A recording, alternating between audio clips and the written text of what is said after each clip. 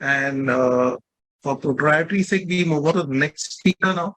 And the next that we are going to be listening to is the next stalwart that I'm going to be honored to present about. And that's Dr. Harish Ramchandra Joshi, who has done his DNB in medicine, a DM and DNB both in endocrinology.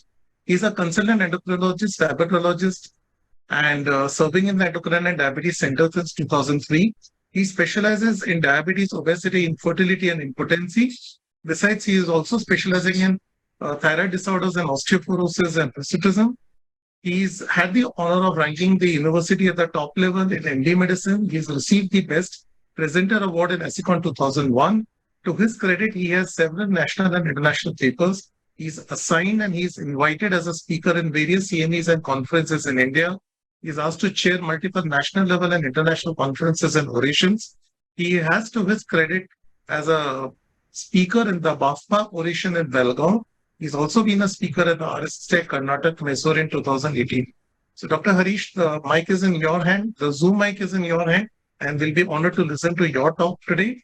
So, over to you, sir. Yeah, I'm just beginning to share my slides. I hope it's visible.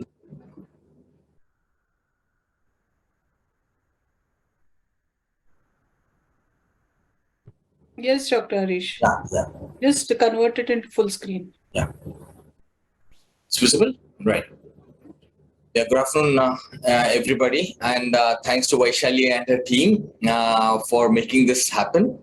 And I would say the endocrine branch of medicine is possibly something which is more of a mathematical science because we go by values and reports. But there's much beyond that is what we are. Yeah. Can you make it full screen? Yeah, hello? Can you make it full screen, Dr. Harish? Yeah. I made it full screen. No. Yes, sir. Just press control. Just press F5 key. 1 second.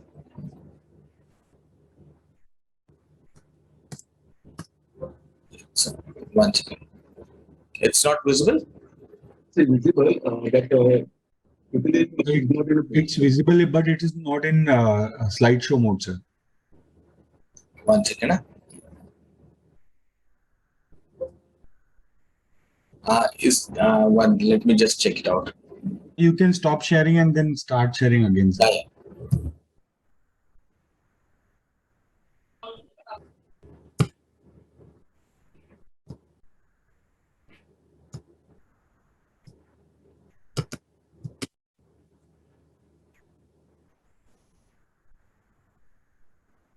No, there's this issue.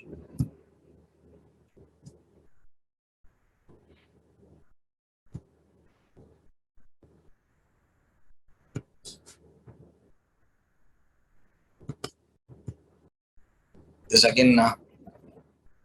Coming good. Perfect, sir. It's fine. It's fine? Yeah, it's fine. Yeah. Okay, yeah.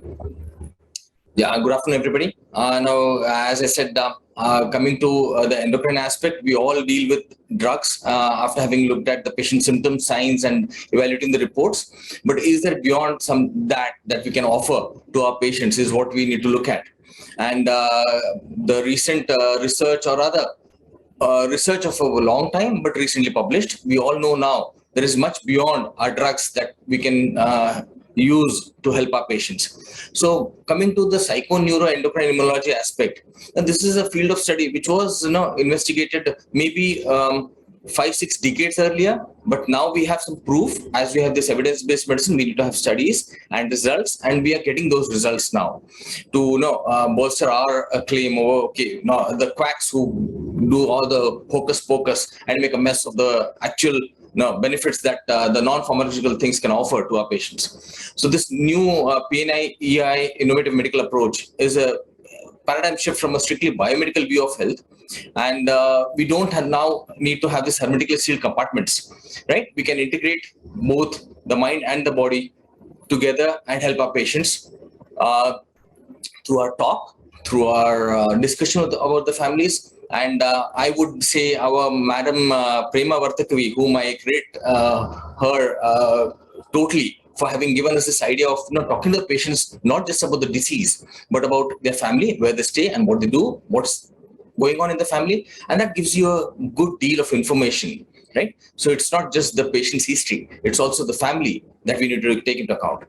Now, briefly speaking, in the book nearly a century ago, Darwin was the first to look at the emotional aspects, and he said that it's controlled by directional neural communication between the heart and the brain through the pneumogastric nerve, which we now know is the vagal nerve.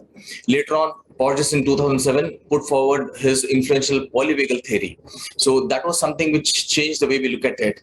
And as recently as a decade ago, there was this reading the mind in the eyes test, which showed that, okay, fine, you could, if somebody is trained in being calm, being mindful, then add, if you look at their vagal tone through the heart rate variability, and the guys who have a good control over their moods and emotions are the guys who can possibly read the patient's mind by looking at the eyes. And I would bet most of us who are into practice and who are mindful know that once the patient walks in and sits in front of you, you can look into their face, eye communication, you know what's going on most of the time. So things are quite easy that way. So Blalock was one who used the tools of molecular biology to show that the immune cells have receptors for the most important products of the CNS, and these cells can produce identical or similar substances to those in the brain. And the molecular basis of the bidirectional nervous system immunity interface was demonstrated for the first time. And then the research centered on these links provided considerable advances in the understanding of the inflammatory diseases by elaborating the concept of neurogenic inflammation. Right? How many times you notice that people who have lost somebody, some near and dear ones, come to you with the urticaria, come to you with sudden, it's not just the rise in the sugars, they have so many cutaneous manifestations. There's nothing but a neurogenic inflammation which happens to them because of a sudden stressful event that has happened. So then came the study about by the neuropharmacologist who showed that the neuropeptides play a role in the mind-body communication, and it's not just the vertical link that we all look at from top to bottom. There is also horizontal diffuse interaction with practically every part of the body. These neuropeptides, which are released by the fibers of the peripheral nervous tissue or by the autonomic and the somatic nervous systems, are widespread communicators of the local relationships that we have between our nervous system and the immunity. This PNI model of health and disease sees the human body as a complex, interconnected unit. The new integrated approaches provide the theoretical and the practical basis to the prevention and treatment of non-communicable diseases, which are competence of both internists and psychiatrists. Likewise, and they go beyond the historical philosophical contrast between mind and body, and they overcome the 20th century scientific reductionism, which assigns the body to the medicine and the psyche to the psychology. The reality that we need to appreciate is the integration mechanism that evolution has offered us in this beautiful and complex symphony of life, like an orchestra. So now this, as I said, it's not just the physical aspects that we need to look at. What's happening to our genes? It's not just hereditary that we're talking about. Now we know there are a lot of environmental influences which modify the genetic expressions, and that's what we call as epigenetics. And this epigenetics is rapidly expanding science that researches molecular mechanisms through which the environment and the individual life act based on the information contained in the genome. The new lines of research that we have clarify the relations existing among the very early stages of life, starting from conception and health of the child and adult. They also offer us an explanation of molecular mechanisms, the stress related to the inflammation-based ways with which characteristic features we see, and they influence our mental health and physical health. So be it pollution, be it diet, be it a lifestyle, be it a stress, a social position or gender, all of them which we experience will create an epigenetic signature to our genes, which we pass on to our progeny. Right? That's how it's changing, how our children behave, what they suffer or they don't suffer. The mental balance that can be influenced by a variety of factors. It could be endogenous biological such as microbiota in the immune system. A lot of work is now going on between what we eat and how it makes us feel and why we feel what we feel. Why is it that when you eat tart stuff like grossly barbecued chicken or mutton, then you end up arguing amongst your friends or road rages? All that also is somewhere related to the food that we consume, right? So in this view, the endocrine system plays a pivotal role in mediating the effect of the environmental stress on the health of the individuals through the direct effects and the epigenetic modifications. Now, this is something which we see, be it stress, the inflammatory diet, obesity, sedentary lifestyle, the inflammatory disease, there is an interaction between the mast cells, the neutrophils, lymphocytes, the interleukins, which affect our hypothalamus, not and then also the pineal activity. So you have the serotonin, that's 5-HT, dopamine, norepinephrine, which are the mood modulators, the stimulators. You feel good when they are on the higher side, and glutamate, which is the depressant. So what happens is when you have an inflammation, or when you're exposed to long-term pollutants, or inappropriate drugs, or you have a diet which is inflammatory sort of a diet. A lot of research there, and we should be going through this gut biology. A lot of papers have come out. What happens there is your mood stimulating agents go down and the glutamate goes up, and that's where we start becoming anxious and depressed. So this is fantastic work which is going on. We need to really look at this more seriously. Coming to melatonin, there's one agent which is like Venus amongst the planets. A lot of things heard about it, a lot of romanticism with it, but we didn't know how it really goes. Now recent papers have shown that melatonin has effect on the circadian rhythm. It's an antioxidant. It does have a role in playing by preventing infertility, also preventing metastasis, and so on and so forth. So coming to this thing, which I think everybody can see clearly, we have the opiate system and the cannabinoid system. Now, Anish was talking about how exercise versus yoga. Now, the physical exercise that we all do, be it running, jogging, walking, whatever, and they will basically be pushing up our endorphins and enkephalins. And that endorphin and enkephalin basically acts as a neural analgesia. So you feel less pain, you feel like working out more. That also helps in improving our mood, yes. But there's something beyond this, and in the conscious level, the pineal interacts with the cannabinoid system, and the cannabinoid system is something which plays a role in our conscious life.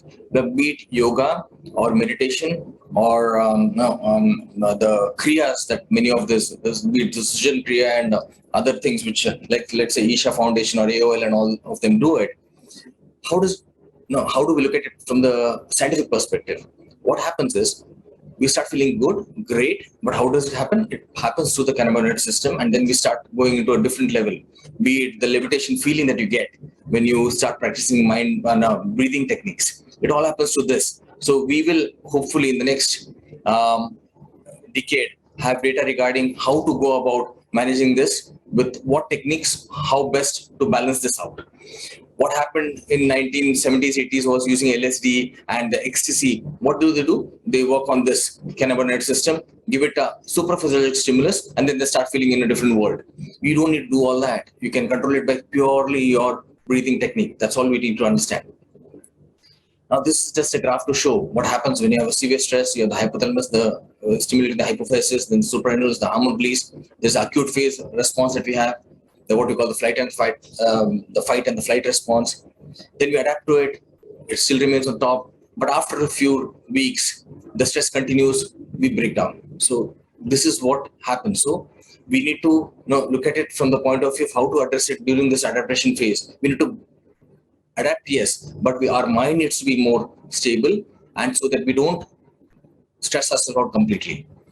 Now, chronic stress does damage the brain, and as mentioned by our previous speakers pretty eloquently, I was listening to somebody in the morning, and that time they were talking about the hippocampus and the amygdala.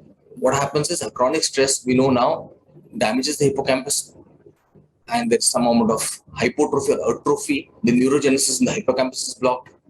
The amygdala contrast becomes hypertrophic, and this divergent changes which happen ultimately causes long-term depression, and many times people don't happen to get out of it. So somebody who's been chronically exposed to a stress without having sought refuge by a counselor or through their physicians in the appropriate stream happen to eventually go into a long-term depression, and they hardly get out of it. You see a lot of old people suffering this situation.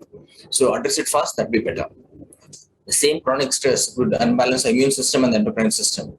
Now, the couple of Dr. Ronald and Jenny who are still working on it with respect to what happens to the immune system. So they have studied the immune systems in people who have been chronically ill, like Alzheimer's, or students who are in exam sessions, or married couples. And the observational experiments show that chronic cyclic stress is a dominant factor which alters the immune dynamics, causing suppression of dysregulation, which can be the source of many significant diseases in which both the immune and the endocrine system play a central role. Now, the same stress that we're talking about. Now, stress is something which needs a definition, right? So something which you don't feel comfortable about. I would call that as stress. Something in which makes you feel happy, comfortable with yourself, comfortable with everything around you, irrespective of what is happening around you. You're comfortable with it. You're not really fretting about it. That's where you're adapting to it. So this chronic stress is nothing but failure to adapt to the surrounding, failure to adapt to the day, right? So it does influence the hormone metabolism, and a great deal of work has been done by a very senior endocrinologist, very respected endocrinologist, Dr. George Grossos, who's in Athens, and he has contributed a lot. And basically, what he says is the study of the human being in its entirety is what we need to look at. So the chronic hyperactivation stress axis has significant repercussions even on apparently unrelatable pathologies, such as metabolic disorders, be it dyslipidemia, hyperglycemia, diabetes, metabolic syndrome, female fertility disorders, PCOS. So before we end up being diagnosed with these conditions, a decade or two would have passed with we being maladapted to our environment. Now, these studies have raised our awareness of the centrality of stress concerning devastating epidemics that we have now encountered in our country, and we became the capital of the metabolic syndrome. So, the biological knowledge we know is foundational to good psychiatry. But what biology? Human biology is modulated by mental activity. The in vivo investigation of human brain through brain imaging has shown that psychological interventions, have effects on the functional and analytical structure of the brain circuits, right? So, at the same time, nutrition and physical activity play a significant role in the modulation of our mental and emotional states. The evidence of effectiveness is now numerous, as shown by a lot of studies describing the advantages from the administration of certain nutrients as augmentation therapies and the good effects of physical activities on the brain plasticity and epigenetics. Ignoring these pieces of evidence is no longer possible for any one of us if we are looking at a wholesome treatment of a person who's seeking our service. So, stress management that we need to look at. When psychological mind-body interventions work, it not only improves the mental state, it also creates an epigenetic signature. So it has been demonstrated that there is a reduced methylation of the BDNF gene, leading to enhanced expression of this gene, and a significant reduction in methylation of the glucocorticoid receptor gene, which correlates with the higher baseline levels of cortisol, which are frequently low in post-traumatic stress disorder. Both of these, what do they show? That our cortisol levels are going to be on the lower side when we practice certain mind-body techniques, and the feedback techniques that are employed by the psychiatrists and the counselors, and we could also do that to our patients, helps them, calm down and not just improve their life, but they can improve with respect to their future generation also. Anish has clearly told us how it works, what are the results, statistical significance of how yoga works, right? But as I said, the yoga system and the physical exercise system are two entities. Both of them are divergent with respect to the results that they produce, but both are essential. They're complementary in one way. They're divergent and complementary at the same time. Now, cortisol, as we all know, I will not harp on this. It's an alarm system which creates this rise in the cortisol. If you do not calm down, the alarm system remains on, and then that can affect our digestion, sleep, and create physical issues, and then eventually have a problem long-term with respect to mood, memory, and concentration. There can be contrast, when somebody who suffers a lot of stress, we all know, yes, cortisol goes high, but there's something called a post-traumatic stress disorder, which can also have a low cortisol. No, that's something which needs some. I was pretty intrigued by looking at this paper, which I was surfing when I had to create this slides for this talk, and so there is actually no test to tell us, whether this low cortisol is because of the severe stress that the patient has. It can be, right? We need to just go with our routine model that we look at when the adrenal hypertrophy, adrenal insufficiency is there. Withdraw the glucocorticoid, which are given in supplemental doses, and see whether the cortisol is improving. After they are, the patients are offered, mood modulating techniques, family training, and all that, right? So, what do we do? What we could try? Cut down on the stimulant like caffeine, make our dietary adjustments using whole grains, fruits using high protein foods, right? Avoiding junk food, eating at small frequent intervals, right? That's something which a lot of people would now say intermittent fasting and all that. But eventually what we need to look at is, yes, somebody who's on the pretty obese side could practice the intermittent fasting technique, could go for, weight loss, which is, for when they have comorbidities, all that is fine. But otherwise, a small frequent meal plan with something which gives them the satiety. And we need to tell them mindfully eat. That's most important. Eat mindfully. Eat at the dinner table, not in front of the TV or the mobile. That's most important. Cherish every morsel of food that you eat. Feel it, smell it, feel it, and then swallow it. That's most important, right? Avoiding alcohol, recreational drugs, and most important, stay hydrated. Most of the time, most of us are working in the AC atmosphere. We ourselves sometimes neglect our hydration, and the loss of proper hydration can itself trigger more cortisol. So, proper sleep pattern, doing moderate exercise, not too much, not too less. That's most important. And to each his own. We need to ultimately, now we have so many apps, and you have the smart watches which tells you about the heart rate. You need to look at, from what I understand, I myself do my marathons and all that. What I do is go up to a heart rate of 75-80%, not beyond that. And trust me, your muscles are absolutely fine. You go to 90% of heart rate, you start getting aches and pains, and you need to do a lot of stretching. Every one of us could try it. Start with a slow walk, a fast walk of 2 kilometers. Then maybe after a month or two, go for 3 kilometers. Jog maybe a kilometer. Total make it 5 kilometers. Come back, see how you feel. But keep your watch on. Look at your heart rate. Don't let it go beyond 75-80% of your max heart rate, target heart rate. That we all know how to go about it, right? Trying relaxation therapies, yoga, of course. Most important, we as scientific practitioners need not look at yoga as a part of Ayush, right? It's not a part of Ayush or anything like that. It's a part of wholesome living. So it is science, yes. We need to take it up and prove to the community at large that it is a scientific thing, not just some thing which is the realm of the Ayush people, right? So, and most important, have fun, right? So you have a 20-minute, 25 minutes of good talk with your friends, get in, chat with your old friends. That's what I tell a lot of our old patients whose children are staying away. Meet your colleagues, talk to them, call them up, meet them once in a while. You feel good, right? So what about the stress? Stress also has a role to play in suppressing the hypothalamic pituitary ovarian axis, what we call functional hypothalamic amenorrhea. And that is one of the primary reasons for a lot of people with be it menstrual disorders or infertility, working women in particular.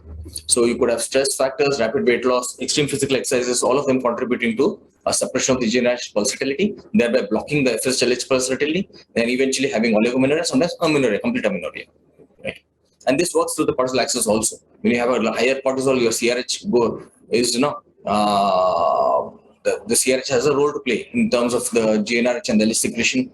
So people with higher basal cortisol will have a less pulsatility of GnRH to this circuit, right?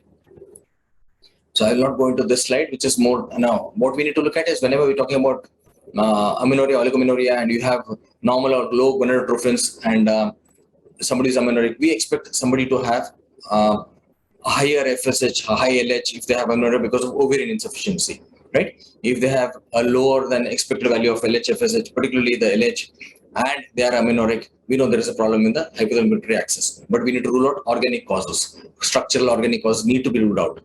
Taking proper history when they first had the menstruation, all this is important. We can't just label it as a psychological cause and leave it at that, right? So another thing is eating disorders. The type of food that they eat, what time do they eat, how much do they eat. A lot of women today are looking at themselves through the eyes of the observer, which is not themselves. They are observing themselves through the eyes of their boyfriend or girlfriend or auntie, uncle who make a snide remark regarding you put on weight. So what we need to tell them is, my concept today, I would not harp too much about obesity. There could be people who are ample bodied, right? A lot of patients who come to us, I would not say patients, a lot of people who are concerned about their weight come to us. We need to look at the history. Do they have diabetes, hypertension, right? Are they feeling fatigued? Do they have a problem in catching their breath like 2 flights of stairs? They're in the middle ages. They say, nothing of this sort. I'm absolutely fine. My father was on the weightier side. He lived till the age of 85 or 90. My mother is still on the weightier side, but she's fine at 75. Then this lady happens to have a BMI of maybe 27, 28 or 30. Will we call her obese and condemn her to say you need to do this? No, not necessarily. They are just ample bodied. That's it. That takes away the stress in the first place. When you take the stress away, the cortisol is on the lower side. They do not develop abdominal obesity. They don't have excess, what do you call glycogenolysis, gluconeogenesis, and all this stuff because of the high cortisols. And they are happy with themselves, right? You tell them you're good with the way you are. You just need to avoid gaining weight, do your regular walk, moderate your eating, cut down on the density of the calories that you have in your food, feel happy with what you are. That's it, right? And if they're really stressed, of course, spend some time counseling them, right? So another very important thing that I want to mention here is regarding our teenagers. Most of teenagers are into Facebook, Instagrams, and trying to get appreciation through the high five and the what do you call I don't know what marks they call them. The positive remarks that they want, and one negative remark, and they start going into a shell of their own. This has become, unfortunately, a pandemic, right? This pandemic of achieving appreciation through somebody else is creating a nuisance. So we need to improve the self-esteem. Don't look at yourself through somebody else. Look at yourself in the mirror. Tell yourself, yes, you are achieving what you could. Everybody has. Perfection is never achieved. The earth is nobody on this earth is perfect. We need to tell them imperfection is there. That creates the beauty, right? A lot of stress goes away that way. And that pubertal, if they are not depressed, upset, then there is no delayed puberty. There's no PCOS, right? And most of them are happy with themselves. During the adulthood, the same thing. Now with the celebrity thing that we compare ourselves against. Now coming to the important thing about thyroid, a lot of studies have been done, and a large study in 2018 showed that subjects who experience stress-related disorders were about 30% more likely to develop an autoimmune condition. Dr. Connolly also mentioned a 2020 study in the Psychiatric Journal, which showed that US military personnel who had been diagnosed with PTSD had a 50% higher chance of developing autoimmune disease. How does this happen? To put it simply, when we are under severe stress, whatever it could be, the cortisol goes up. So we know cortisol, what happens when cortisol is on a higher side for a long time. Our ability to mount an immune response is subdued. So what happens? Your immunity is subdued. Your autoimmune tendency is also subdued. But when you are coming out of the stress, there is the immunity is waiting to mount a response. And not only does it mount a response against foreign objects, foreign agents, it also mounts a response in predisposed individuals against their self. That creates this autoimmune situation. So you find a lot of people who had lost their parent maybe a year or two ago, and they tried to adapt themselves to the acceptance. They're fine with it, but now they start developing Graves' disease or Hashimoto's disease, right? So this is what I understand, and that's what research is showing now. So now, yoga, meditation, and this mind-body technique can help, particularly through Vipassana breathing techniques, helps us slow down, helps us combat the stress. Getting enough sleep is most important, not too much, not too less. But again, do not compare ourselves with others. What research has shown is any sleep beyond 8 to 9 hours at our age is a cause for concern. Any sleep below 5 hours at our age is also a cause for concern. So sleep which is beyond 5 to 5.5 hours, up to 7.5 hours is absolutely fine. A restorative sleep, which we don't wake up very often. Now, this is regarding the stress effects on the thyroid. We know too much of stress can push the TSH down temporarily, T3 from the lower side, and the animal studies have shown the same. What are the environmental factors that we need to look at? Practically everything that is around us is created by humans, okay? It is not by nature. So that's why we are exposed to all sorts of these pollutants that we have, be it excess of copper, bisphenol A in the plastics, excess of iodine also, the polybrominated diphenyl ether, polychlorinated biphenyl. I'll just mention it in the next slide. So a lot of these factors do play a role in screwing up our thyroid functions, right? Most important is what we see on the right-hand side of the slide.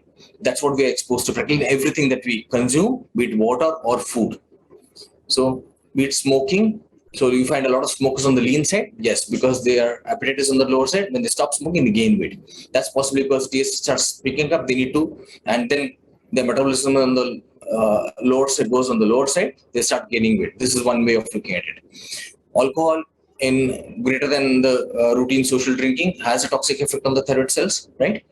But there's no clarity regarding the actual level which can be toxic to the thyroid cells and which can create hypothyroidism. BMI, whenever the BMI is beyond 20% above the upper limit of normal, that itself can be associated with the rise in TSH. That's supposed to be through the leptin pathway. So more adipose tissue, more leptin stimulates the TRH, and the TSH goes on the higher side. So that's where I tell a lot of people who come to us with slightly higher TSH than normal, they're quite on the weightier side. They say, no, my thyroid is causing my weight. I say, no, it's not necessarily like that. Your weight through your diet and your lifestyle factors and lack of proper mobility could be causing your thyroid disease. So you'll find a lot of people who go on a diet and proper diet, of course, with the moderate degree of activity, their supplemental hypothyroidism goes away without taking thyroxine.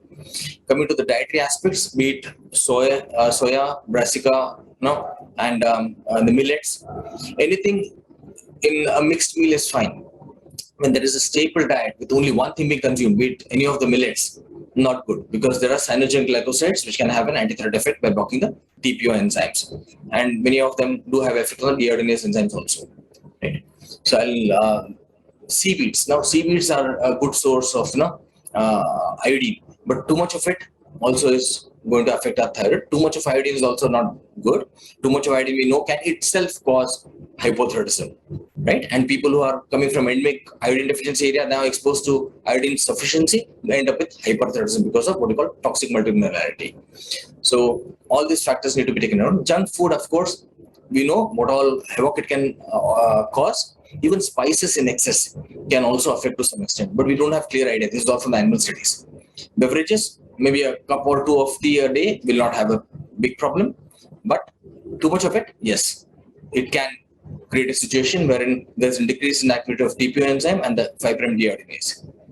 Be it coffee can reduce absorption of thyroxine in people who are on thyroxine, but by itself, regular use of a cup or two or maybe 3 of coffee, we do not have data with respect to how much it can really affect the euthyroid individuals. Micronutrients, a lot of studies have been done. No specific thing to mention here except selenium, right?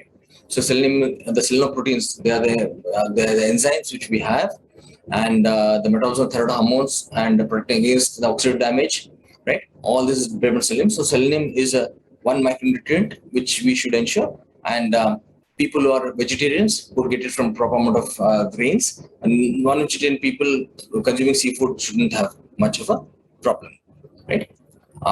Regarding zinc, again, routine intake is what we're looking at. Deficiency per se, we do not have much now, as far as we know. Now, exercise, any degree of exercise, a lot of studies have been done. No clear thing, no clear result that we have today. Recent study involving nearly 3,000 individuals did not show any change in TSH and FT4 levels after moderate exercise. Pollutants, I was mentioning about the polychlorinated biphenyls, the polybrominated diphenyls. All these are a part of the industry, which is providing us our insulation cables, be it the pipings that we have in our houses, right? And unfortunately, in our country, we do not have the absolute segregation of the workers or protecting them against exposure to these. So that is where we are exposed to these kind of pollutants, and the discharge from the industries into the river waters poses a big threat. And in industrialized states, be it Maharashtra or Karnataka, I believe a lot of these pollutants in the river waters are creating problems. Bisphenol A is something which is there in the plastic bottles. So nowadays we have glass bottles for storing water. So you have less exposure to bisphenol A, and that is something we are trying to achieve. Phthalates are there in the paints, cosmetics, tubes. So it's very important that we need to protect our children against exposure to these particularly, because they're the ones who are most susceptible and could land up in a lot of problems when they grow older, be it hepatic injuries or thyroid injuries. Right. So I think I'm exceeded my time.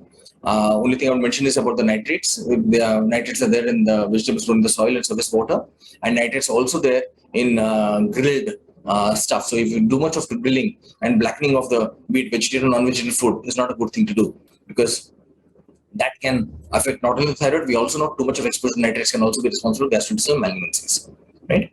And our homeopathic darling, arsenic, right? So that's something which we know what all havoc it can cause, but the values that can cause are some parts of southern India.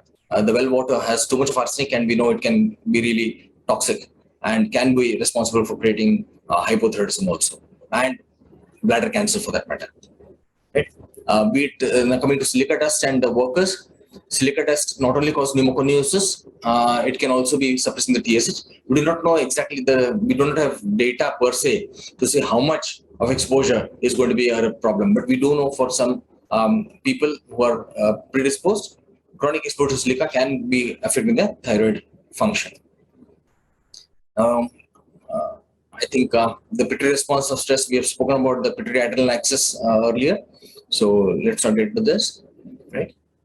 Now, another important thing that we look at is what about the current understanding of obesity, right? We have a slight dimorphic pattern in obesity. The fundamental 6 differences in the relation of energy homeostasis that a male and female gender has, right?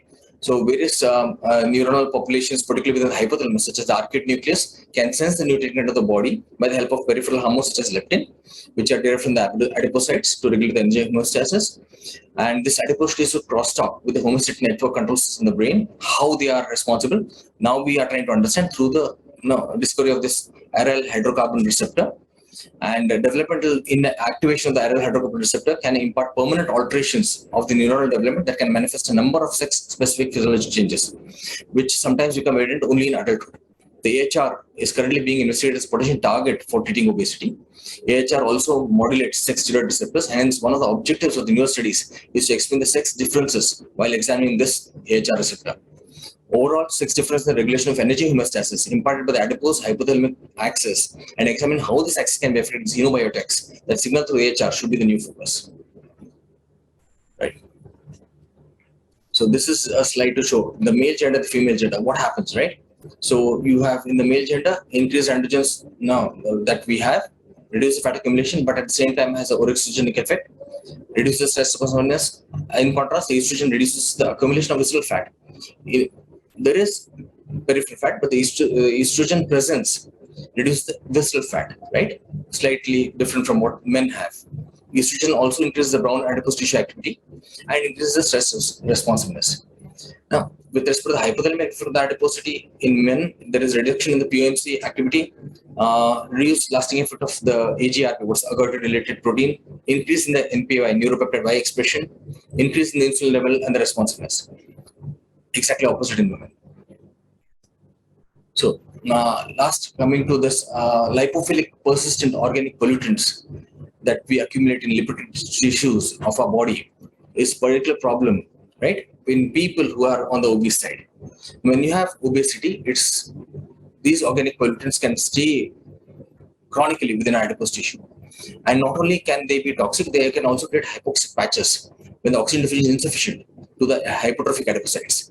And so these POPs and the hypoxia independently contribute to the development of adipose tissue specific systemic inflammation, which is associated with obesity. So we know obesity can cause DVT, worsens atherosclerosis, can cause a lot of problems with respect to inflammatory diseases, right? Atherosclerosis itself is one of the progressive inflammatory pathway that we suffer from. So that's something we need to address with respect to the obese part. The aryl hydrocarbon receptor mediates the cellular response to some of the pollutants, while the hypoxia responses occur through the oxygen-sensitive transcription factor, which is called hypoxia-inducible factor. These are things which we had not heard of. I personally had not heard of. When I started going through the data, then this is quite interesting. A lot of things which I feel like I have to go back to the books and try to understand what's happening in the current research arena. So with respect to exposure to the environmental pollutants that we have, they can have sex-specific effect. In males, it can cause feminization, right? In females, it can cause reproductive cycle dysfunction, suppression of gonadotrophin release, sex-dependent changes in the energy and the reproductive regions of the hypothalamus, weight gain in both the sexes, increase in the satiety response to female, a question mark. Is there a female leptin resistance? Increase in the insulin resistance, we all know, right? Now, this is something which gives us a thought about, okay, you are exposed to a lot of pollutants, and particularly the endocrine disruptors. Are they playing a role? I'm not against LGBTQI, but this could be playing a role. The industrialization that we have in our world today, in the past 4 or 5 decades could have played a role in creating this feminization of the hypothalamus in a man, or androgynous hypothalamus in a woman. And that could be responsible for the LGBTQ children who are there. So it's not just their fault, it's possibly a fault of the industrialization also, right? Like how we have the CH data of about a CH lady giving birth to a female unit. What happens? The chances of the female child born to a CH lady having a homophobic tendency was described in 1980s by Dr. Andrea Gunitz, if I'm not wrong, if I remember it right. And that's something which we are seeing now with respect to the pollutants that we're exposed to. Thank you. I don't know whether I've done justice to the job, but I tried to get my mind going with respect to what we understand in this field. Thank you. Thank you, Harish. That was a very difficult topic, honestly, as far as I'm concerned. And you covered it so professionally and so beautifully. A very scientific presentation of something which I would think a little vague and difficult to theorize and to communicate with patients.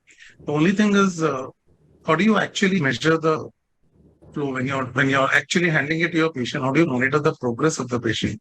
We're not talking in milligrams. We're not talking in, you know what I mean.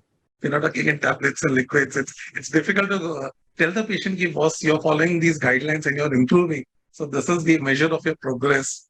You know what I mean? Yeah. So that's become a little challenge. Yeah, as I said, for me, a simple thing that we need to tell our patients is there's no specific asana that you need to do or a specific mod. If I feel comfortable, like let's say the screen behind me, right? What does it show? No, it's if I feel comfortable and my mind feels comfortable and happy with myself and everything around me, that's yoga for me. If my grandfather happens to sit in a field watching the birds, all running all around and he feels comfortable, that's yoga for him. He feels happy with playing with his grandchild, that's yoga for him. So this sort of, we're trying to say that, no, I know better, this school of yoga, that school of yoga, that doesn't make sense. That's what is taking away the actual understanding of yoga. So we need to understand that be it yoga or be it meditation, what is meditation ultimately? If I'm happy talking to a patient who's feeling happy because I've spoken to them in the right word, that is meditation for me, right? So it's not that specific form. I need to put this mudra or that mudra, right? So it's not necessarily like that. It is just that the mudra of understanding the individual in front of you, and it's not religion specific. Spirituality and religions are different. We need to look at it from that point of view. And one very important thing I tell my patients is, see, I'm not going to live forever, right? I have to pass off someday. You also have to pass off someday. Let's live happily, right? We are there to make your quality of life better. The quality of life comes first, then the quality of life. Unfortunately, the evidence-based medicine has gone in the wrong direction. We kept harping on quantity of life. We forgot about quality of life somewhere, right? So it's the quality of life we are trying to improve now. Quality of life will ultimately be dependent on genes. For all 10 years down the line, you'll have a genotype and tell you, okay, how long you're going to live. What will you do about it? So what we need to do is look at it from the point of view of quality of life, right? Enjoy the days that you have with the people around you. You're not doing any charity. We are earning through them. They also need to get the benefit of it. That's it. And I'll share Harish, I should have given you an hour and more, I think, because that extensive review is impossible in 30 minutes. But I am so happy with that concept of that hypothalamic crosstalk that you put forth. I think we all need to understand that endocrine integrates everything at the hypothalamus. So all the nervous system, all the hormones, all the behavioral interventions, everything concentrates in that small organ called hypothalamus. So I think lot of discussions on this, and I've learned a lot from your talk. So I think next time I'm going to give you at least an hour and more to understand this whole thing, because I'll have to sit and listen to this talk over and over to understand the implications. So even I'm learning, frankly. It's like I know I'm a student again. And that's what has made it life interesting, because of these topics. As I said, we are into a mathematical branch of medicine. Endocrinology is a mathematical branch, like look at values and treat and then adjust the values again, right? But here we're looking at beyond that. And one very important thing which I learned is how the charlatans can cheat the people, making them breathe heavily. What happens ultimately? It's the cannabinoids which are going up, right? it's not just the hyperventilation induced hypocapnia induced feel of levitation. It's also the cannabinoids which are going up. What Mahesh Yogi and the Beatles did that time, 40 years ago, right? It's just that they didn't know how to explain it, what they felt, right? We know what they felt, and they had to seek refuge in chemical substances. We don't need to seek refuge in chemical substances. We could get there naturally. That's what we need to highlight. Any questions, Dr. Alok, for Dr. Harish? No, Dr. I'll just Anish, say, you have any? I just offer a tribute to his talk by saying what scriptures say, that if you have 100 rupees, you give 20 rupees to Vishali ma'am, I give 20 rupees to the speakers here. I will become poorer by 20 rupees. But if I share a smile, if I share a good joke, we all become richer by many more happiness, much more happiness which you can't quantify. So I think the way to answer your talk, to pay a tribute to your talk is, if we can adopt your methods, I'll have a heavier OPD. I'll be a more successful practitioner because I'll be smiling with all the patients and records. So really a good carry message, both commercially and ethically and professionally. So thank you very much. I think that is the best way to summarize how beautifully you covered the topic. Thanks, Vaishali. And with the permission of madam, I'm sorry. You wanted to say something? Thanks, Vaishali and her team, for creating this field, We've always been into scientific medicine, talking only about the drugs, the newer drugs and the older drugs, comparing, debating. But this is something unique, right? Something very unique. So I think Vaishali, keep it up. Give us the opportunity again and again. Maybe Most welcome. Most welcome. Thank you so much.